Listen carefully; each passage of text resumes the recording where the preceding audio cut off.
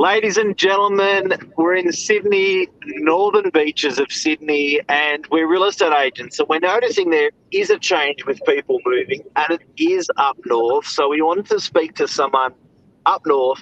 We picked Newcastle. We've got a Newcastle developer, Ben, online, and we're going to talk about the people they're meeting that are heading north and hearing their stories and why they're moving. Stay tuned.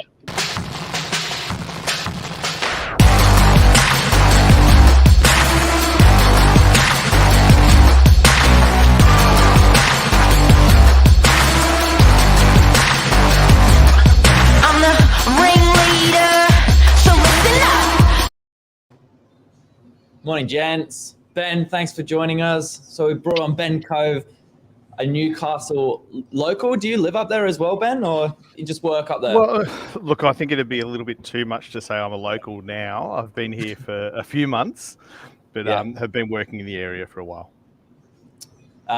Doing some development stuff, some really cool, exciting stuff. So yeah, we brought you on this morning. You were going to give us the rundown. Yeah, so great. Thanks for having me on board, guys. No worries. I guess what are you guys seeing down there? Because we're seeing a lot of interesting stuff up here. Now, look, I work for a company called Mavid.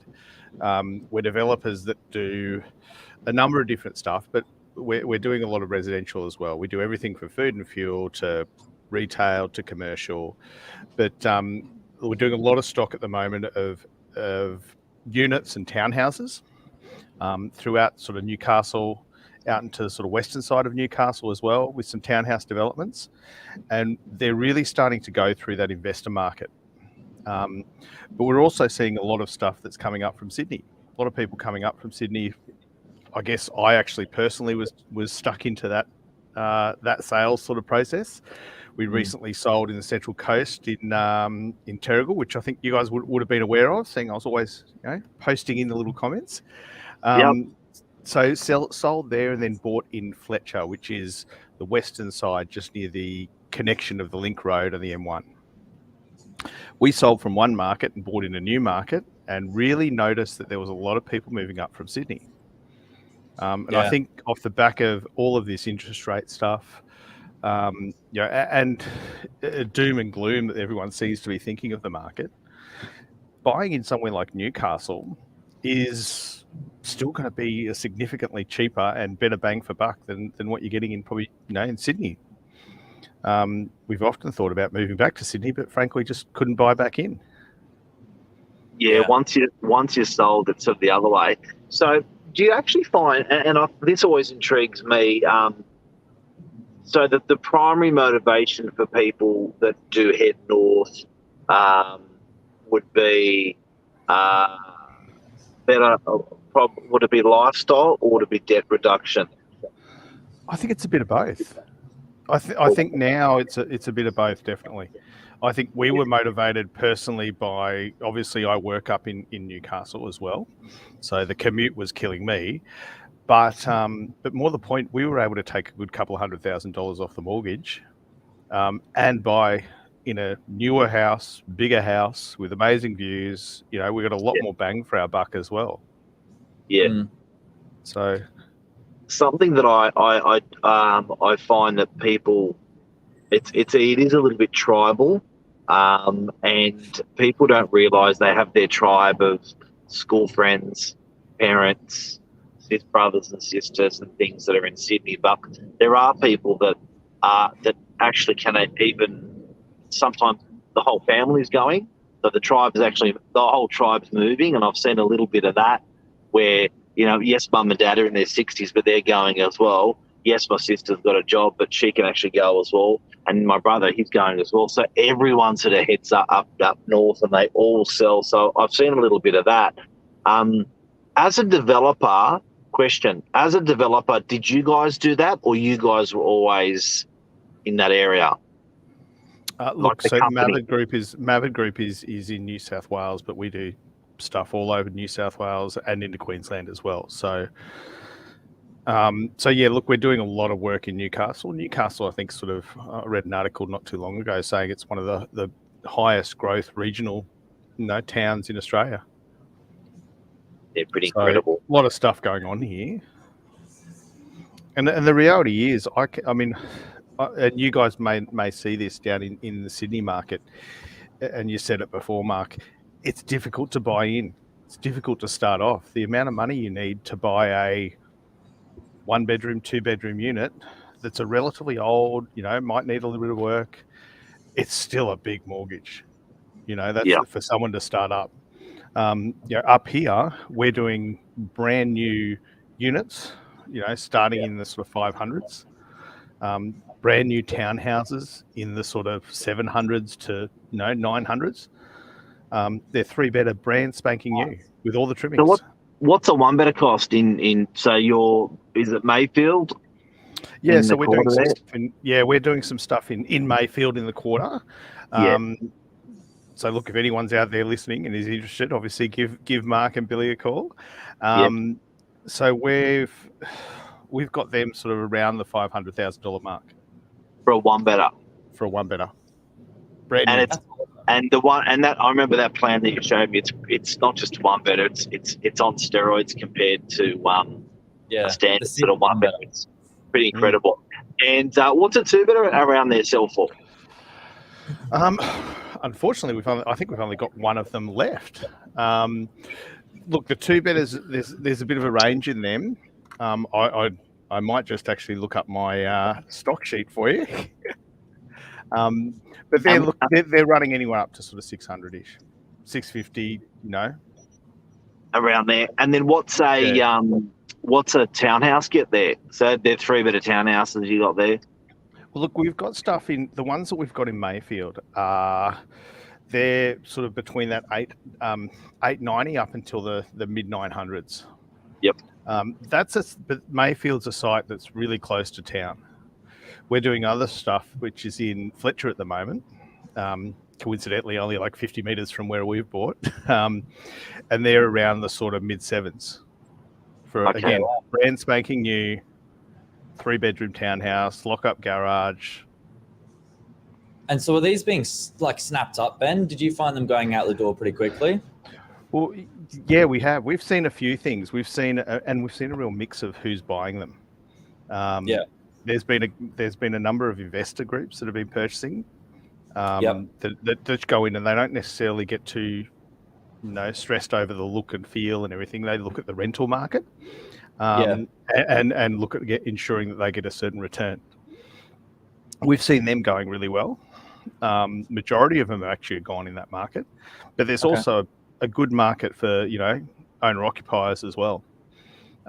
Rental market here in Newcastle is insane. You just can't find anything. Really? And what is a new unit like this new stuff? What sort of rental return does it get? We've done some rental appraisals.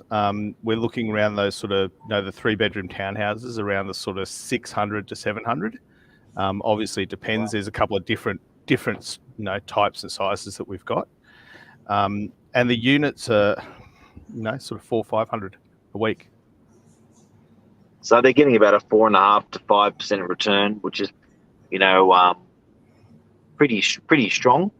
Yeah, not to mention the capital growth. Yeah. And do people in Newcastle are the people in Newcastle now selling and heading north, or are they still buying and selling within their region? Not something that I've seen of them buying and selling north. There's a lot of land estate here and a lot of places where you can actually buy land and build. Yeah. Which is difficult to find in Sydney Metro unless you're going a long way out. The stuff in Fletcher, just to give you an example, we've bought in an established estate, but they've got a heap of stuff that's coming up there. New land developments with coming across into Minmi, and that's 25 minutes and you're in town. Yeah. Up through Chisholm, Lochinvar into the Hunter Valley has got some, just tons of land, but they are selling quicker than they can, register the lots. I think, everyone kind of knows where Newcastle as well, where it is, but, look behind me, 2 hours away on the car and you're there. It's closer than, you might think. But I think that's the big thing, Billy. I think we're seeing a real decentralization of the workforce now. People, especially after COVID, you don't have to live in Sydney anymore. You can, a lot of people can, work remotely, but then there's also those that are going in a couple of days a week couple of days a week's doable to go down to Sydney for, a 2-hour drive there and back. Yeah. Yeah. And work out of Newcastle. We're seeing a lot of business and a lot of commerce happening in Newcastle as well. Yeah, that's really exciting. Yeah, you just don't have to be there. Yeah, We've got absolutely. for investors. Up the rents, says Luke. It's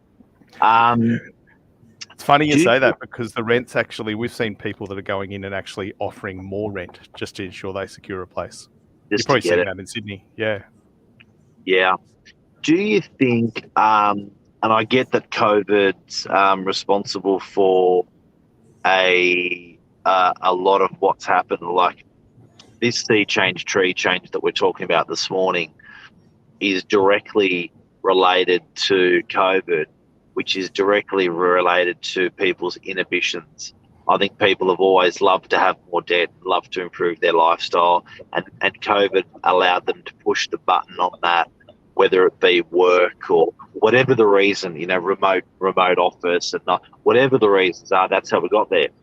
Do you reckon, now I guess this is not really a Newcastle-centric question, but it's a lifestyle-centric question. Do you reckon people are going to come back? Do you reckon they're going to go after 3 years or 5 years, Newcastle stint was great, Queensland stint was great, I'm going back to Sydney? Or do you literally think it's going to be like a, bye, Sydney?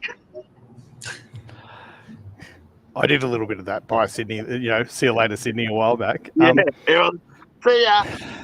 Do you think it's necessarily that people would leave and their kids come back, as opposed to, necessarily that family coming back?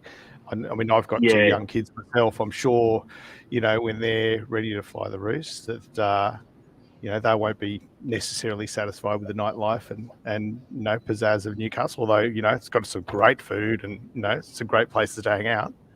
But they want to spread their wings and go back to Sydney. Yeah, that's true. Interesting question. It's a good way to look at it.